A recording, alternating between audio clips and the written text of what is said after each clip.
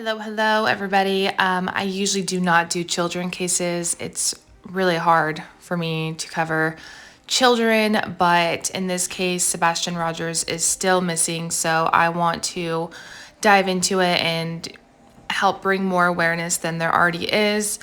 So, just a little recap on Sebastian Rogers. It's been 2 months since he went missing from his Tennessee home.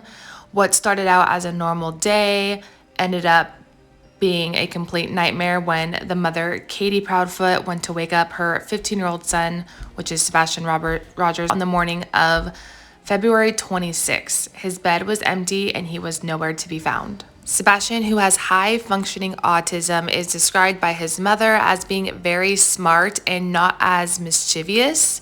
State and local authorities searched for Sebastian for more than a week using helicopters, drones, search and rescue dogs, and teams on foot.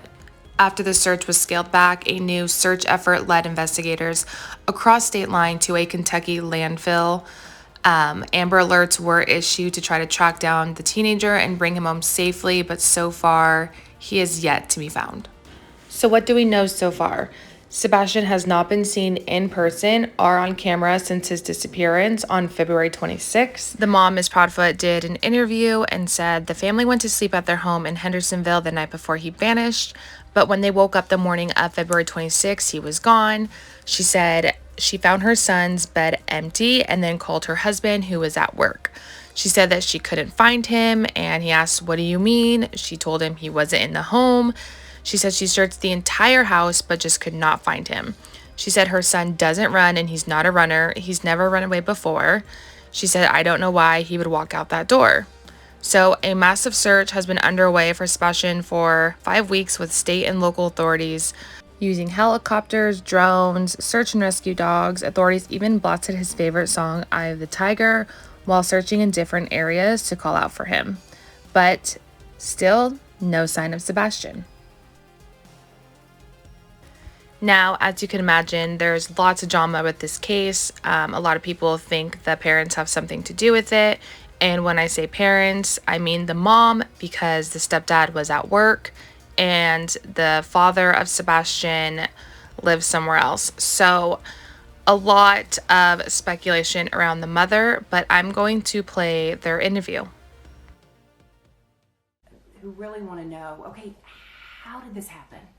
So kind of just walk us through that night. We were out and about that day. We were having a really good weekend. We got home. Everything was pretty normal. He was playing in his room. When I told him to go to bed, he did. He said, "Good night, Mom, I love you." Said goodnight to his puppies. A little bit later, I wound up going to bed, and when I woke him up for school, he wasn't there. So in your mind, that's usually around what time? When do you normally wake up? Around 6 o'clock? 6. So were you instantly thinking something's wrong, or were you like, he may just be already in the shower, I took a in the living room? second and walked through the house looking for him in case he'd gotten up and was trying to get breakfast or something, because he did that sometimes. About 3 minutes in, give or take, I was on the phone with my husband and I said, "I can't find him." He said, "What do you mean you can't find him?" I said, "He's not in the house."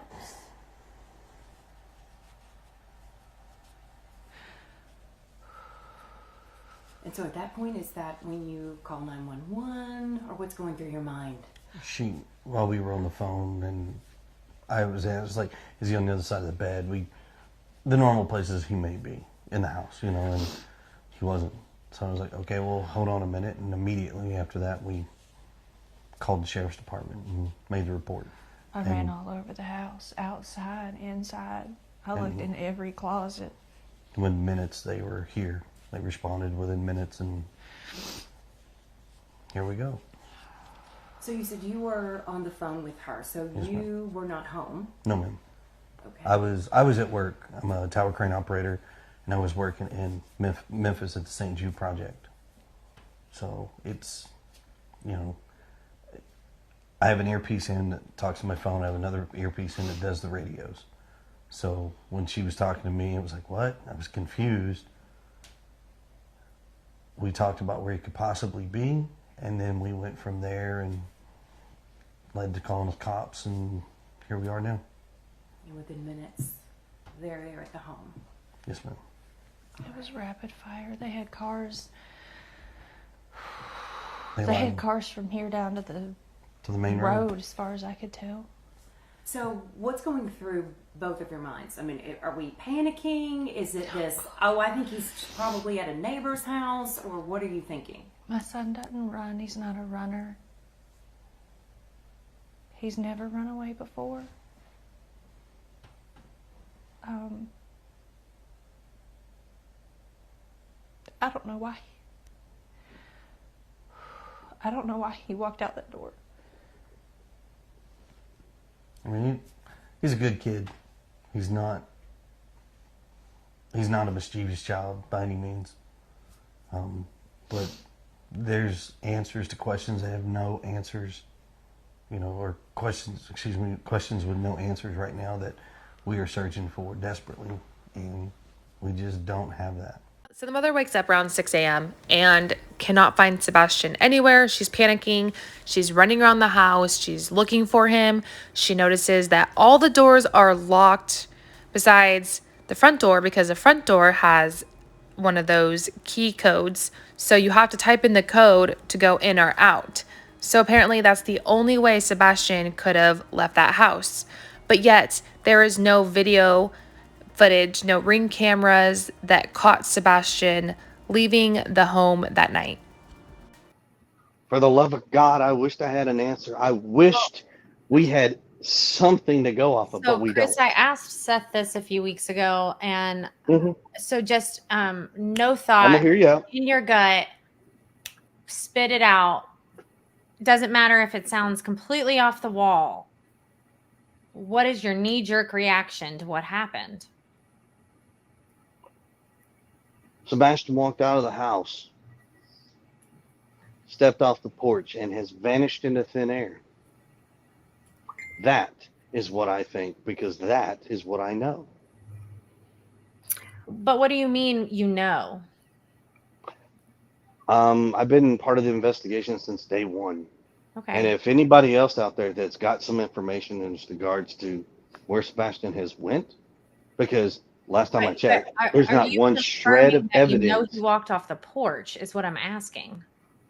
I'm telling you, unless this kid is just in the thin air on my front porch, he sure had to go somewhere, so he had to walk off the front porch. Now, if you're trying to insinuate somebody was in my house or No, I'm somebody's not taking that insinuating child outside of anything. my house, No, say I'm not that. insinuating anything. I'm asking, do you know that he walked out your front door? Do you know? That he went out the front door? Or any door? Is that what you're asking? Do you know? Yeah, that's what we're asking. Okay, thank you. I just need a confirmation. I don't play games here. So, just to make this real crystal clear, there's a back door. Every door in the house, when Katie got up that morning, was locked. Okay. Since it's already out there, there's a keypad on the front door. You don't need a key to unlock and lock my front door. To lock every other door. And every other door was locked, folks. So it Did, had did Katie do that? Do And he what? walked out. Did Katie make sure all the other doors were locked? And could have Sebastian just walked out? Could he have walked out the front door? Every door was locked. So what you're saying is that the only possibility is the front door. Is that what you're saying? I am saying the most conceivable way possible that this makes sense is that he walked out the front door. Okay. That's what I'm saying. Okay. Did he walk out without his shoes on? Is that what you believe? My statement earlier is real simple. Sebastian walked out of the house not wearing any shoes. Could he have been running and scared of something? Don't know. He could. It's a young boy. It's dark outside. God only knows. So, this is where all the speculation and the rumors start flying because this 15-year-old autistic boy just vanishes. The last person that saw him was his mother. The last place he was at was his home. You have this hothead stepdad that's feuding with the actual bio dad, Sebastian's dad, on social media platforms. Head. Seth has opened his mouth. He has said a lot of things he probably shouldn't. And he needs to learn how to close it because, quite honestly, none of that has anything to do with finding Sebastian. Ed, he is not going to do that anymore, and he hasn't. Bullshit. Let me explain to you why. That Okay. that Sunday when I went to that vigil and spoke to Seth, very calmly, very respectfully, we were having a good conversation while everybody stood behind me and would snap the little pictures and stuff. Heather came up in the conversation. She saw us. It was not a aggressive conversation. It was actually a good one. Hmm. But see, it wasn't 3 hours later. Seth was on YouTube on somebody else's show, sitting and he's blaming Katie, my wife, for Sebastian's disappearance. Now, unless you got cold hard facts, which you don't open your mouth. What can you tell us so far about your investigation? What have you learned? What were the circumstances of his stepdad, the thud that they heard? Well, I can tell you that from my investigation, I believe that this is a domino effect of events. I believe that we have to go all the way back to probably December and January are going to be key months. There are a lot of events. There was a lot of turmoil surrounding Sebastian. We know that Chris Proudfoot was in the middle of a custody battle with his ex-wife. We know that the daughter did visit over Christmas break. We know that Sebastian was with Seth during that time. We know that that there was a DCS referral in, I believe, February to the Stafford home. That call was likely determined to be unfounded because the case was closed and that file is restricted at this time. I know Seth has tried to find out more about that call and he has been unsuccessful in doing so. But I've also recently learned that there may have been some talk about Chris leaving Katie, and I feel that probably had something to do with Sebastian. So there may have been some trouble in paradise. To me, these are all things that need to be considered. Could these things have led up to maybe Sebastian just feeling a certain kind of way, Right. and leaving? You know, if he overheard a conversation between Chris and Katie where Chris is saying he can't deal with it anymore, he's out, whatever, you know, that Right. could have been motivation for Sebastian to just leave. Seth, I want to bring you back into the conversation. Was Sebastian safe at his mother's home? I've heard some things. I have mixed feelings about that. Were you addressing it with your former wife? Information that has been brought to my attention has been information received since Sebastian has left. And the morning after he left, what happened in the home? Can you answer that?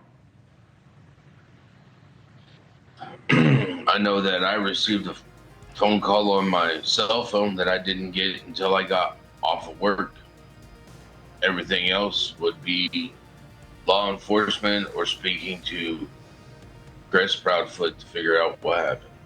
This is a messy situation because you have Chris Proudfoot not letting his wife speak. He says he's very defensive over her, but yet there's so much coming out about their marriage and their home life, and that Sebastian actually wanted to go live with his dad, Seth, but had a change of heart before he went missing.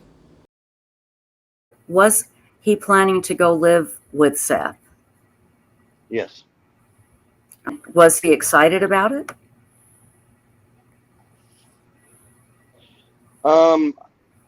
No. Okay. At one point he was, but no. Do you know why he changed? Why he wasn't excited? Yes, because he was informed that he will be doing online schooling vice in-person school. Okay. Was there a reason for that? That's personal matters of my Okay. family that will not be discussed with anybody. Understood. So, a lot of messy family dynamics, but I want to share this clip because it seems like Sebastian's dad, Seth, is about over trying to be friendly and work with the other parents. More prompt.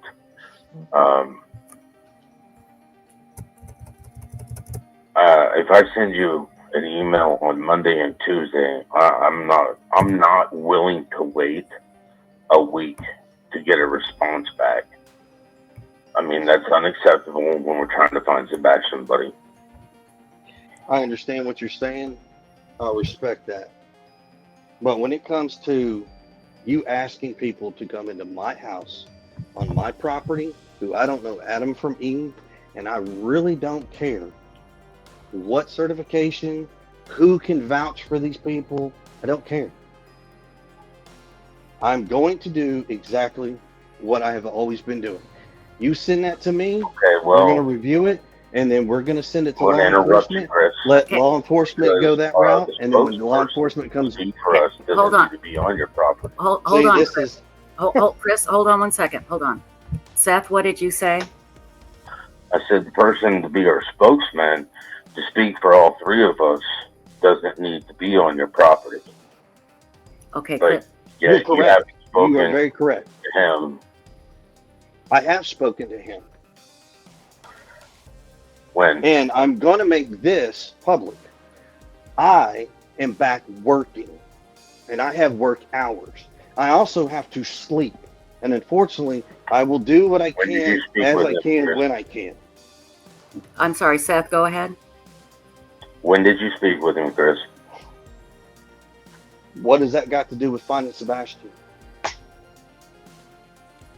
If he's going to be our spokesperson, I was just asking when you spoke with him. I haven't come up with an answer yet. We've spoke with him. We told him we'll get back with him after we've done some consideration and talk with law enforcement. We'll get back to him, and we'll let him know our decision. So, I think I know you're on board with that. I do. I mean, I know you're 1,000% on board with Mr. Mathis. I got that. I'm not taking that away from you. so, Chris, I understand like every marriage is different and husband-wife aspect. You seem very protective of Katie and her having conversations with or without you. But like I said before you came on, I do believe that Katie is the one who, and I'm not saying it's because she knows what happened to Sebastian, but she was the last person that was with him. And so she does hold the most information, at least up until the point that he went missing. What information do you think she holds? Well, I'm going to get to that. Well, then do me a favor. Let's just get to it. Okay. Don't pour gravy on the mashed potatoes. Just serve the stuff up. Chris, I'm really trying to be respectful, and this is a very I am too. So conversation. please just get to it. Okay. No, so you're we would interrupting. really love to hear from Katie about his body language that day. We've heard from others who are not necessarily good sources about his body language at the bowling alley and his body language here and there. And so we're just really trying to pick up on Sebastian's mood because it could help us understand what led to him walking away off the front porch out the front door. Well, that is something that if she decides to answer, that's on her. But what I know is even on video, Sebastian was having a great day. He was in a great mood. He got to go to BJ's. He had a colossal popcorn. He hung out with family. He went and played video games at Strike and Spare. After that, he went and had dinner at Roadhouse, Texas Roadhouse. He ate his whole meal. I mean, I mean, everything in the video, even the videos that Seth has seen, he doesn't show any negative signs of he's upset or anything like that. As far as we all know, Chris also went on to say they passed a polygraph test. ask your questions. Did you pass the polygraph? Yes, I sure did, with flying colors. And it was TBI that gave it to you? Yes, TBI gave it to me along with another agency. Okay. No, Very that good. was kept quiet because it's nobody. We kept Now, it I all know it's quiet. not hard to pass a polygraph test. Lots of serial killers have, but it is holding weight to authorities in this case. As of now, I don't see it holding weight in the public eye. And last thing I want to talk about before this video is over, this picture that has surfaced yesterday all over social media. This photo was taken this past weekend at a visitor center off Blue Ridge Parkway in North Carolina.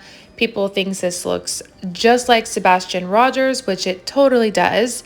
And a little bit of an update on it. Sumner County Sheriff Detectives and TBI now have this photo. One investigator has said they're considering the possibility that the photo is AI generated, but obviously that's not confirmed. A news reporter has followed up with this picture, and this is what they were told. A friend of this person took the photo thinking the boy resembled Sebastian. When they asked why they didn't go approach him to be sure, they were told they were rushing to meet family and just quickly snapped the photo before leaving. Later, they did report it to authorities and shared the photo with TBI. They say the boy appeared comfortable and was relaxed, seemed to know the people he was with. The understanding is that this visitor center has security cameras. Authorities will likely pull that video footage to look for the boy to see who he was with along with the vehicle. Some of the people have commented about lack of leaves on the trees in the photograph. It is not uncommon for trees to still be bare in April because of elevation in the Blue Ridge Mountains.